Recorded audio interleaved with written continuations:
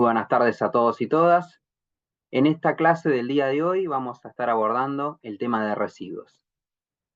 El tema de residuos realmente es algo que nos impacta, creo que a todos diariamente, porque como usuarios, consumidores, siendo partes de la sociedad, realmente generamos residuos. Los residuos se generan de distintas maneras. Hay generadores que son individuales, como somos cada uno de nosotros, y después tenemos otro tipo de generadores que cada una de las provincias, jurisdicciones le va asignando distintos nombres. La ley de residuos domiciliarios a nivel nacional de la República Argentina establece la noción de generadores especiales.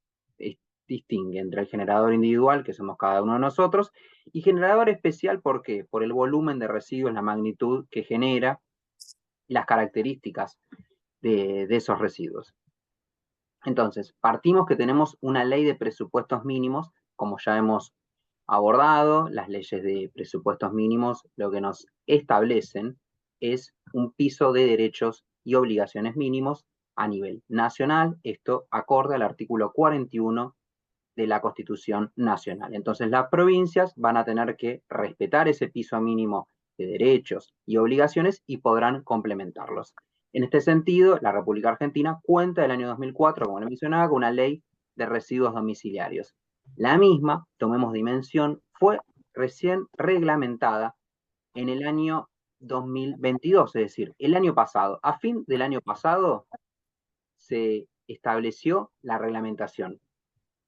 Distingamos esto, que es una ley de presupuestos mínimos y una ley de adhesión. Las leyes de adhesión lo que establecen es que cada una de las provincias va a tener que adherir a eso que se establece. Las leyes de presupuestos mínimos, una vez que son sancionadas, son obligatorias. Entonces, esta ley es obligatoria en todo el país. Esa reglamentación de la ley es obligatoria para todo el país. ¿Por qué es importante la reglamentación de una ley? Porque nos permite ver de qué manera se va a llevar a cabo, cómo se va a ejecutar y se va a establecer en la práctica una normativa.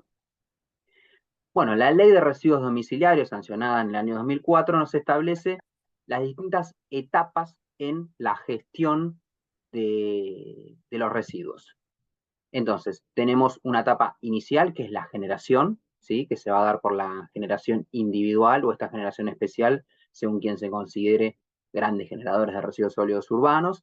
Luego vamos a tener una etapa que es la de la disposición inicial, que nos determina la normativa, que es cómo vamos a disponer estos residuos. ¿Va a haber una disposición en la cual vamos a ser selectivos o no? Bueno, si es una disposición selectiva es cuando establecemos lo que se ha de denominar la separación en origen, entendiendo a la misma como separar los residuos en las distintas corrientes.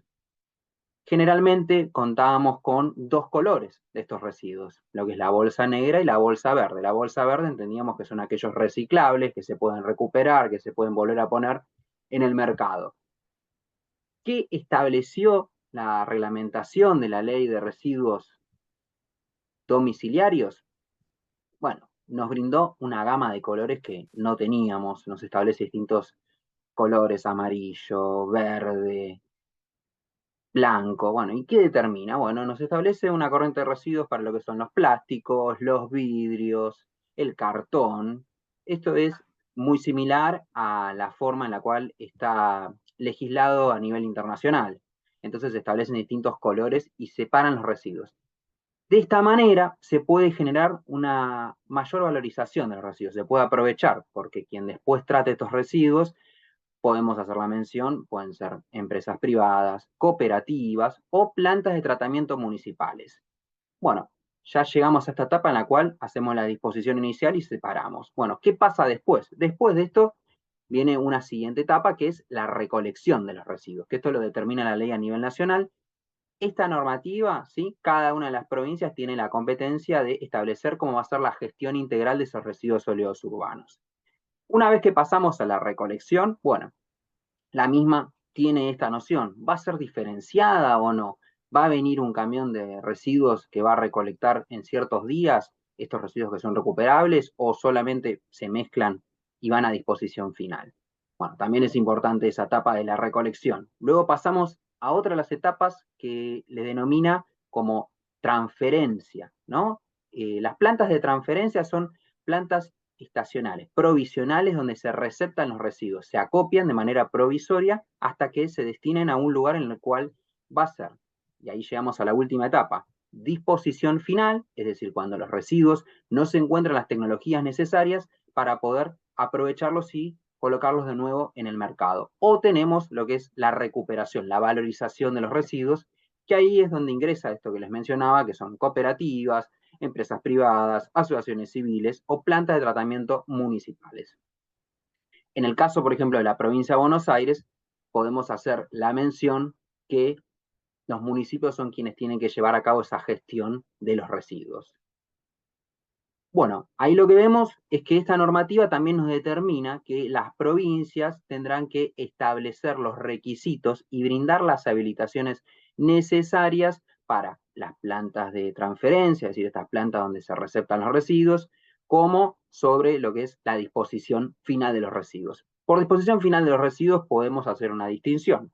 Se suele denominar basurales a cielo abierto, aquellos sitios donde no se establece una adecuada gestión de los residuos se encuentran dispuestos al aire libre y es una manera más peligrosa y contaminante, pero es una realidad que en el país hay una presencia de más de 5.000 basurales, esto establecido por el Ministerio de Ambiente, este dato, y que por ejemplo en la provincia de Buenos Aires se encuentran 2.000. Bueno, la técnica más adecuada para la gestión de los residuos ha sido denominada como relleno sanitario, donde se establecen celdas donde se van separando los residuos que son de disposición final. Estas celdas lo que tienen es que se busca contener el líquido lixiviado de los residuos. Líquido lixiviado, un ejemplo bien claro, cuando ustedes levantan la bolsa de sus residuos y sale un líquido del residuo, bueno, ese es el líquido que se genera en los residuos, para que tengamos en cuenta hasta el impacto que tienen los mismos. Bueno, estos rellenos sanitarios tienen que tener una habilitación por la provincia correspondiente. Y además, lo que se requiere es que se desarrolle la evaluación de impacto ambiental. Es decir, que tiene que haber un procedimiento administrativo de cada una de las provincias donde quien va a desarrollar este proyecto presente un estudio de impacto ambiental, determinando, bueno, cuáles son los impactos positivos, negativos. Este procedimiento de evaluación de impacto ambiental es una licencia legal, es decir, que da una habilitación para que se desarrolle este proyecto. Y luego lo que tenemos es otro de los aspectos que es una licencia social, porque para llevar a cabo ese procedimiento de evaluación de impacto ambiental hay que desarrollar audiencias públicas. Las audiencias públicas lo que brindan es que la sociedad pueda conocer cómo se va a llevar a cabo estos proyectos. Bueno, y además cada una de las personas puede hacer un pedido de información ambiental sobre el proyecto que se esté desarrollando, eso que emana de la Ley General del Ambiente.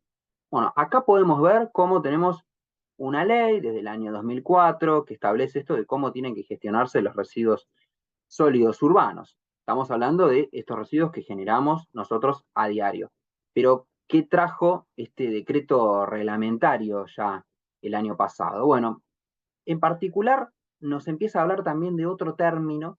Generalmente las siglas que se utilizan es GIRSU, Gestión Integral de Residuos Sólidos Urbanos, y en los últimos años se ha comenzado a hablar de GIRSU, es decir, Gestión Integral Inclusiva de Residuos Sólidos Urbanos, porque se entiende que lo ambiental no solamente son el impacto que se genera en los recursos naturales, sino que es el impacto que se genera en los recursos naturales y en la sociedad. Entonces, de esta manera, lo que se busca es integrar y hablar de inclusión social, teniendo en cuenta quiénes son aquellas personas que recuperan esos residuos sólidos urbanos y que generalmente son recuperadores urbanos. En ese aspecto, este decreto reglamentario establece un registro de recuperadores urbanos, es decir, lo que se ha denominado como cartoneros y que se han ido constituyendo a través de cooperativas. Entonces, tiene también una perspectiva de género. Asimismo, nos establece un mapeo georreferencial que se tendrá que desarrollar también en las provincias sobre dónde están los sitios de disposición de los residuos sólidos urbanos.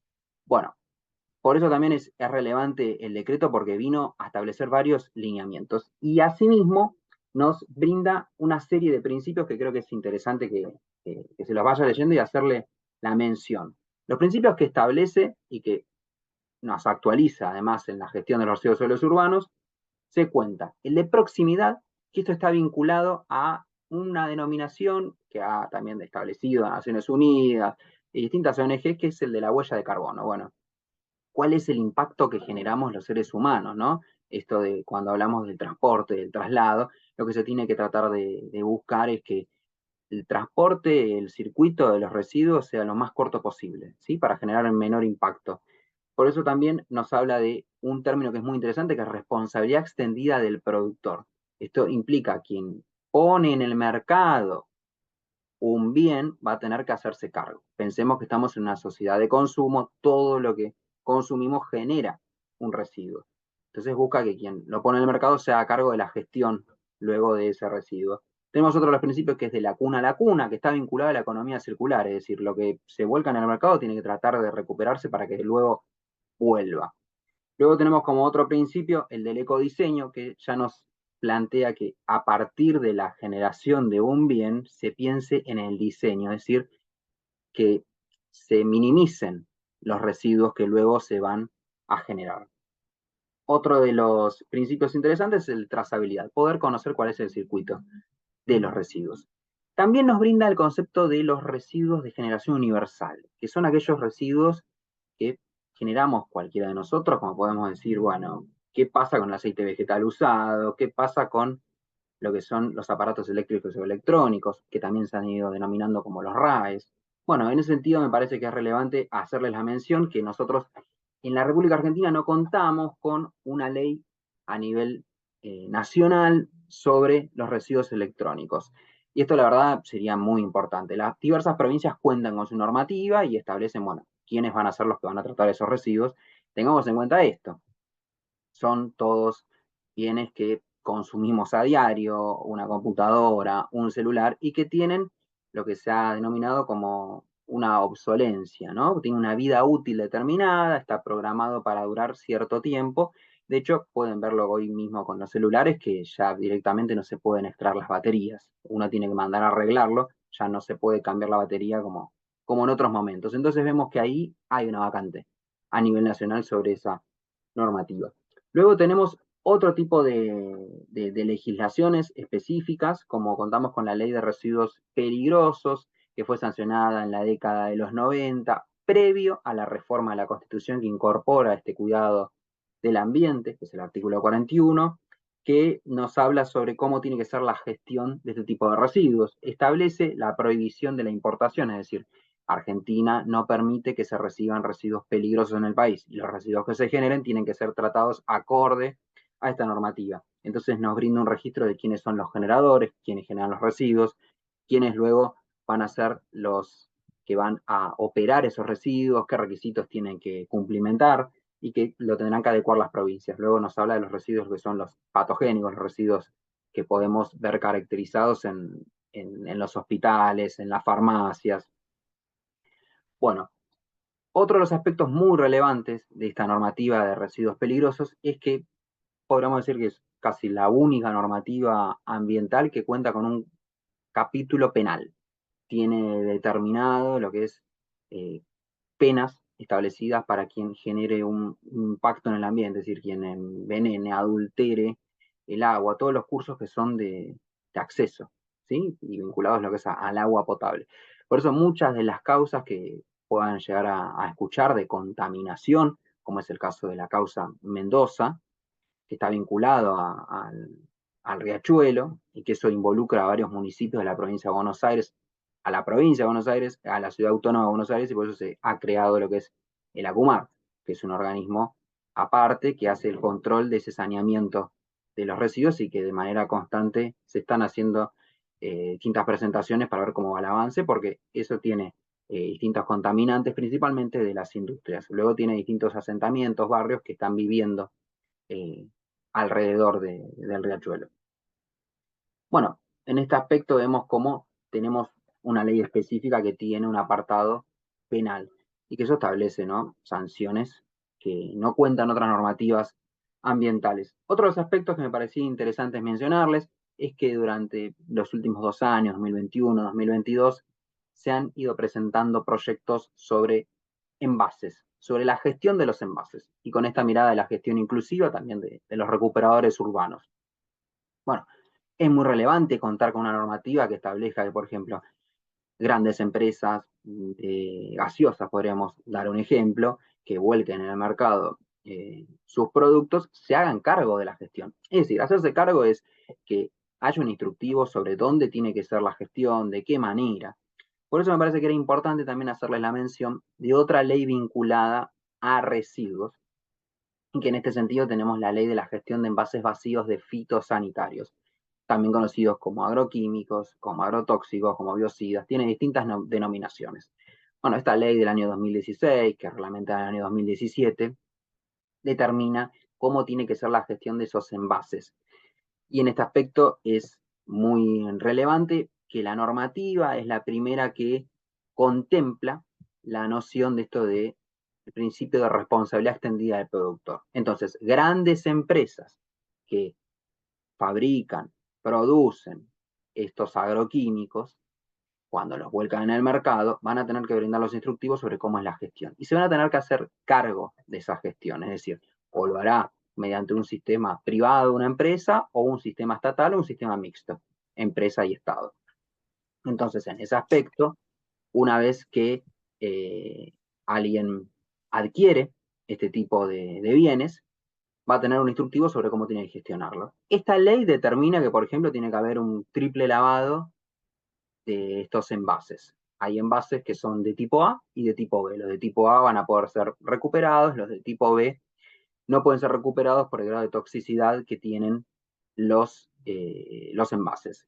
Luego van a ser la responsabilidad extendida del productor, lo que establece es que la empresa va a tener que contratar un servicio que es el de la gestión, que esto lo hacen empresas en particular. Una de las empresas que desarrolla este proyecto es Campo Limpio, y es quien presenta planes de gestión que tienen que ser aprobados por las provincias.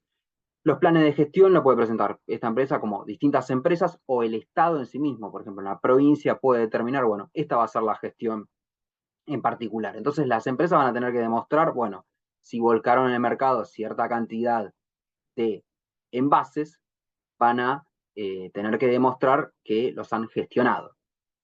Bueno, en esta gestión y como este proceso que les mencionaba, una vez que quien tiene este envase ha hecho la limpieza, tiene que llevarlo a un centro de acopio transitorio. El mismo tiene que estar habilitado, es un lugar donde se almacenan los envases, que tienen que estar en esas condiciones.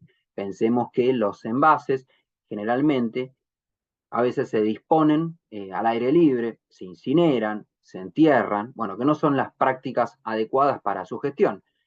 Y en este aspecto, una vez que son receptados por este centro de acopio transitorio, luego vamos a tener dos caminos. Uno en el cual va a ir a la industria donde se puede recuperar, porque es un envase, como les mencionaba, de tipo A, o es un envase de tipo B, y esto sí claramente hace a la trazabilidad de los envases de agroquímicos.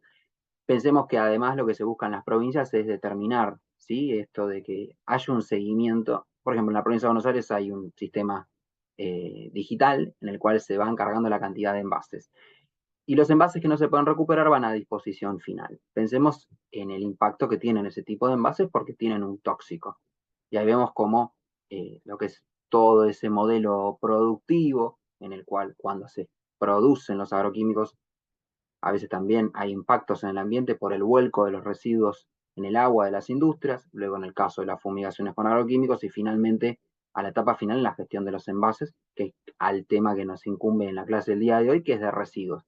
Entonces, hemos podido analizar cómo tenemos varias normativas que abordan los residuos sólidos urbanos, su gestión determinada, en qué consisten las plantas de tratamiento, las cooperativas, en qué consiste la disposición final.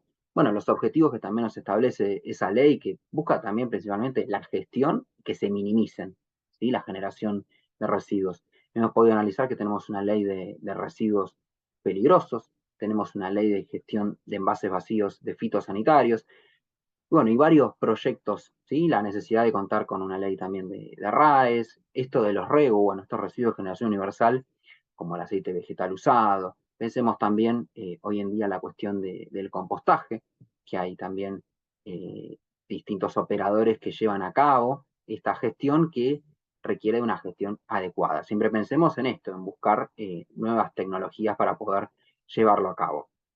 Luego también lo que se busca a veces impulsar en la gestión de los residuos es el aspecto de la regionalización, ¿sí? Sobre la generación de los residuos y que se gestione, por ejemplo, entre varios municipios. Entonces, de esta manera, por ejemplo, municipios que sean contiguos, entre 3, 5 municipios, buscan distribuir lo que son las corrientes de residuos. Uno trate lo que son, por ejemplo, los residuos de poda, otro puede tratar lo que son los plásticos, otros los áridos y otro también, bueno, la disposición final. Entonces, de esta manera se busca también minimizar el impacto ambiental.